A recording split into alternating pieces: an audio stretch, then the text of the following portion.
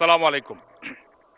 আমি অত্যন্ত দুঃখের সঙ্গে আমি হাউসকে অবগত করছি, গত 24 তারিখ শুক্রবার আমি আমার নির্বাচনী এলাকা 161 নেত্রকোনা 5 আমি আমার সাংগঠনিক কাজে সামাজিক কাজে এলাকায় যাই।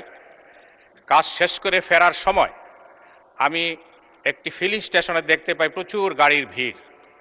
তখন আমি স্বাভাবিকভাবে সেখানে দাঁড়ালাম, ফিলিং স্টেশনে আমার গাড়ি রেখে আমি মানুষের খোঁজখবর নিলাম। ইতিমধ্যেই মাগরিবের আজান হয়ে যায়। আমি ফিলিং স্টেশনের সেখানে নামাজের জায়গা, সেখানে নামাজ পড়তে যাই আমার লোকজন সহ।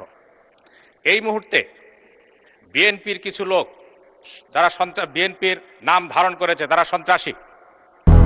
200-র বেশি সার্ভিস ও ফিচারে লেনদেনের সব বিকাশ অ্যাপে সম্ভব। তারা আমার গাড়ির উপরে হামলা চালায়, আমার লোকজন যারা সাউন্ড শুনে আসে তাদের উপরে হামলা করে, শারীরিকভাবে নির্যাতন করে, এবং আমি যে মসজিদে ছিলাম সেই মসজিদে গিয়ে আমাকে খুঁজে বের করার জন্য চেষ্টা করে। মুসল্লিরা মসজিদের দরজা বন্ধ করে দেন, সেই মসজিদের দরজা ভাঙার জন্য বিভিন্ন অস্ত্র দিয়ে তারা দরজার উপর আঘাত করে এবং আমাকে অকথ্য ভাষায় গালিগালাজ করে আমাকে মারার জন্য হুমকি দেয় এবং তারা আমাকে মেরে ফেলার জন্য চেষ্টা করে। পরবর্তীতে আমি শুনতে পাই যে সেখানে পেশাদার কিলারকে নেওয়া হয়েছিল যাতে আমাকে হত্যা করা হয়। কিন্তু মসজিদের মুসল্লিদের প্রতিরোধের মুখে তারা দরজা ভাঙতে পারে নাই বলে আজকে মাননীয় স্পিকার আপনার সামনে দাঁড়ানোর সুযোগ হয়েছে। না হয় হয়তো আজকে আমার জন্য এখানে শোক প্রস্তাব আনতে হতো এবং আমার জন্য হয়তো আপনারা 1 মিনিট নিরাপত্তা পালন করতেন। মাননীয় স্পিকার, আমি আপনার কাছে আমার নিরাপত্তা চাই, আমার পরিবারের নিরাপত্তা চাই। আমাদের মাননীয় প্রধানমন্ত্রী, স্বরাষ্ট্রমন্ত্রী মহোদয়ের কাছে আমি আমার এলাকার সংগঠনের কর্মীদের নিরাপত্তা চাই। মাননীয় স্পিকার, এইভাবে আমাকে জনগণ জিজ্ঞেস করেছে যে কি অপরাধে আপনার উপর হামলা করা হলো, আমি অপরাধটা বলতে পারি নাই। মাননীয় সদস্য, আপনার কথা শুনলাম, এখন আপনি আমার কথাটা অনুগ্রহ করে শুনেন।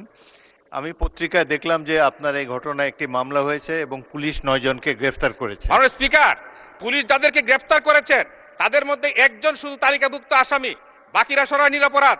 আজকে 9 জনের জামিনে চলে আসছে। আর যারা আসামি ছিলেন তারা সকলেই মিছিল করতেছেন।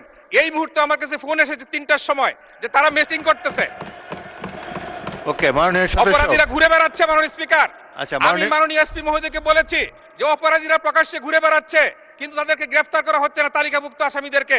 মাননীয় স্পিকার, আমি আপনার মাধ্যমে আমার নিরাপত্তা চাই এবং আসামিদের যেন গ্রেফতার হয়, তাদেরকে উপযুক্ত শাস্তির ব্যবস্থা করা হয়।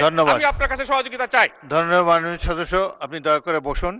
বিষয়টি অত্যন্ত দুঃখজনক। একজন সংসদ সদস্যের উপরে হামলা, এটি কখনোই। আচ্ছা, মাননীয় কে বলবেন? মাননীয় মন্ত্রী মির্জা ফখরুল ইসলাম আলমগীর। ধন্যবাদ মাননীয় স্পিকার। আমি আপনার মাধ্যমে মাননীয় সংসদ সদস্যকে এবং জানাতে চাই যে ব্যাপারটা যেটা ঘটেছে সেটা অত্যন্ত দুঃখজনক।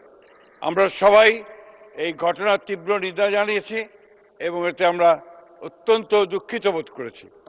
আমাদের সংসদ নেতা পাশেই বসে আছেন, তিনি আমাকে বলেছেন যে তিনি নিশ্চিত করবেন যেন এটা সুষ্ঠু একটি তদন্ত হয়, প্রকৃত অপরাধীদের খুঁজে বের করে তাদেরকে শাস্তি প্রদান করা হবে। ধন্যবাদ মাননীয় স্পিকার।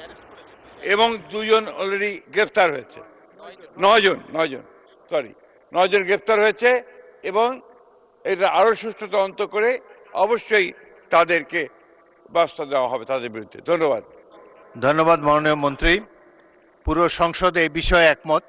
আপনার এই বিষয়ে যাতে কঠিন ব্যবস্থা নেওয়া হয়, যারা প্রকৃত অপরাধী তাদেরকে ধরার ব্যাপারে মাননীয় মন্ত্রী ইতিমধ্যে বলেছেন।